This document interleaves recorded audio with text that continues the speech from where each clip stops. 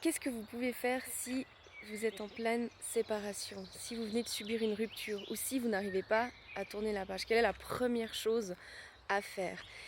Et c'est simplement d'accepter. Comme je l'ai dit dans ma vidéo précédente, les séparations sont vraiment très difficiles. On perd quelqu'un, on perd une partie de nous-mêmes et c'est un deuil. Et il faut faire le deuil. Pour certaines personnes, ça prendra un petit peu de temps. D'autres arrivent plus ou moins à tourner la page directement. Mais une chose que je vois chez mes clientes, c'est que lorsque le deuil n'a pas été fait, lorsque l'acceptation n'a pas été faite, elles ont beaucoup plus de peine à tourner la page. Et comment on fait le deuil? Simplement, on prend son temps, on prend le temps d'accuser le coup. On écrit, vous pouvez écrire, vraiment une super chose à faire, c'est d'écrire tout ce qui vous passe par la tête. Toutes les rancunes, toutes les griefs, comment vous vous sentez, la tristesse, qu'est-ce que vous aimeriez dire à la personne, qu'est-ce que vous vous dites à vous-même, parce que forcément ça tourne en boucle dans la tête. Vous vous dites j'aurais dû dire ça, j'aurais dû faire ci ou faire ça, et si seulement j'avais été plus ci ou plus ça, ou moins ci ou moins ça, pourquoi est-ce qu'il est parti pour une autre, qu'est-ce que cet autre a de mieux que moi, pourquoi est-ce qu'il est parti simplement alors que ça allait bien, ou d'autres fois c'est pourquoi est-ce que je suis restée aussi longtemps alors que finalement je me rends compte que c'était pas la bonne personne. Écrivez toutes ces choses parce que ça va permettre à votre cerveau de se décharger, de tout mettre sur une feuille blanche.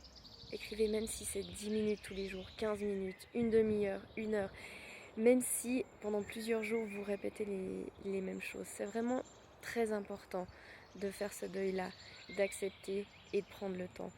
Parce que souvent certaines personnes partent directement dans les sorties à gogo, du sport à fond, donc ils, ils cachent la douleur avec une autre drogue, si on peut dire, parce que l'amour c'est comme une drogue, hein. On avait quelqu'un constamment avec nous et là on l'a perdu.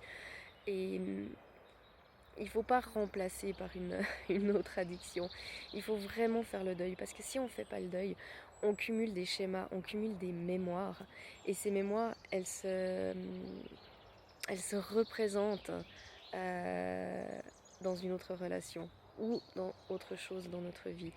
Vous savez, c'est le fameux, on répète les schémas, on tombe toujours sur le même genre de personne, ou on reste célibataire pendant très longtemps parce que on n'a pas fait le deuil. Et le deuil peut être fait pour d'autres relations aussi, des autres relations où vous n'auriez pas forcément réellement accepté la séparation, vous vous jugez encore, vous vous en voulez encore pour certaines choses.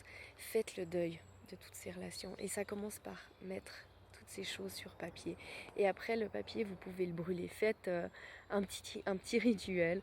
Brûlez-le, mettez-le aux toilettes, déchirez-le, mettez-le à la poubelle, tout ce qui vous parle à vous. Et prenez le temps, prenez le temps. Vous pouvez, comme je fais là, vous balader dans la forêt. Vous pouvez méditer pour celles qui aiment méditer. Vous savez, méditer, ça peut être simplement juste fermer les yeux, ne rien faire, regarder la nature. Ça peut être regarder un film qui vous fait rire. Ça peut être aller vous balader en montagne.